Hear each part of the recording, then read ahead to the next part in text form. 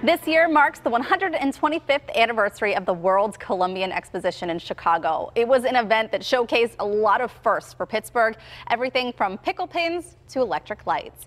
Here with the details is Andy Masich, the president and CEO of the Heinz History Center. Good morning. Good morning. Good to have you on, friend. It is the 125th anniversary of the 1893 Columbian Exposition.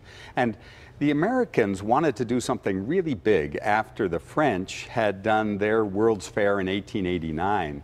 And they used the occasion of the 400th anniversary of Columbus's discovery of America to say, let's put on a big show, a really big show in Chicago.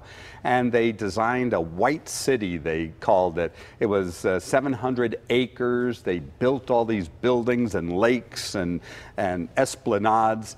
But they came to Pittsburgh and they said, we need something big that will out-Eiffel the Eiffel Tower. Well, I found this so fascinating because it's a bit of Pittsburgh history that I did not know. The Ferris Wheel hails from Pittsburgh. That's right. A young engineer here by the name of George Ferris. He was only 32 years old when he started this project. And had quite a mustache. He had a great mustache and built great bridges here in Pittsburgh. But he said, look, I think I can build something that will be as important as the Eiffel Tower, but it will move. It'll actually, we'll put it on a pivot and it'll weigh, 200,000 tons, and it'll move. And at first people said, now look, this can't even work. We can't believe you're saying that it's going to be so big that it can transport over 2,000 people at a time.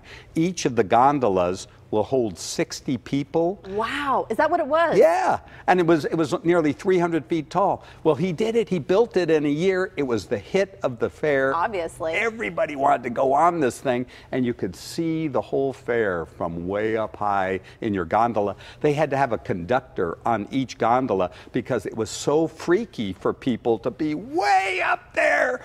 Most people had never been on an elevator before. Let alone heights that high. Yeah. Wow, that is so neat. And it was so popular that the Ferris wheel continues to live on. It is. All over the world there are Ferris wheels. But there was another big deal from Pittsburgh at the Columbian Exposition, and that was electric lights.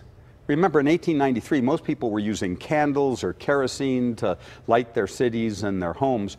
But George Westinghouse here in Pittsburgh had promoted alternating current.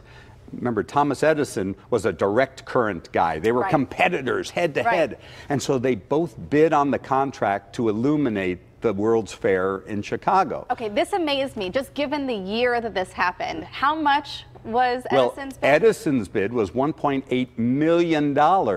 Million. And the fair organizer says, geez, we don't have that kind of money. Westinghouse comes in and says, I can do the whole job for $400,000. Doesn't that sound like a Pittsburgher? Yeah, he gets the contract, but Edison had patented the light bulb. And Westinghouse couldn't buy his light bulbs because Edison refused to sell them to him. So Westinghouse had to invent another light bulb with a cotton filament. It didn't last as long as Edison's, and he had to have a full-time crew changing light bulbs because there were 250,000 of them around the fair. That was a quarter of all the light bulbs in the world at that time. Unbelievable. And another Pittsburgh staple that we all know and love. I bet everybody in Pittsburgh probably has a pickle pin in their jewelry box. There's one for you. I do. I think this makes number 3 for me. All right. Well, here's how it started. So tiny and cute. It was 1893, World's Fair. Young H.J. Heinz gets put up on the second floor of the exhibit hall in the agriculture building. Nobody's gone up there. It's 125 steps, no elevators, and he's dying. It's crickets, it's tumbleweeds blowing through the aisles. So on the fly, he comes up with this idea. He prints up these little gold-colored tags, hires street urchins, little boys out of work, to throw them around on the first floor of the exhibit hall. And men and women would walk along and catch the glint of gold out of the corner of their eye. They'd stoop down, pick up the luggage tag, and it said, bring to the Heinz booth on the second floor for a free prize. Well, honey, let's go see what we won. And they trooped up the steps by the hundreds of thousands. Wow. It was the hit of the fair. He had pyramids of pickles and horseradish and ketchup up there.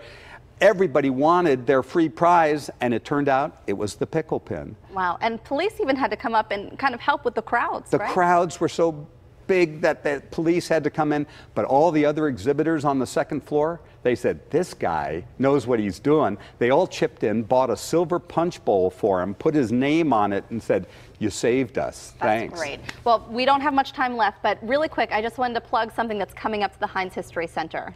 Well, there's so much coming up at the really big thing. Well, the really big thing is the Apollo 11 capsule is going to be here next month. Unbelievable. It's the 50th anniversary of the moonwalk, Neil Armstrong, Buzz Aldrin. Well, that capsule was built by North American Rockwell here in Pittsburgh, and we're going to have the real deal from the Smithsonian Institution. First time it's left there since the 1969. Well, thank you so much, Andy, for joining us this morning. And to learn a little bit more about Pittsburgh's rich history, and believe me, there's a lot you don't know, you can visit the Heinz History Center. It's on Smallman Street in the Strip District. We'll have a link posted for you at kdka.com/PTL.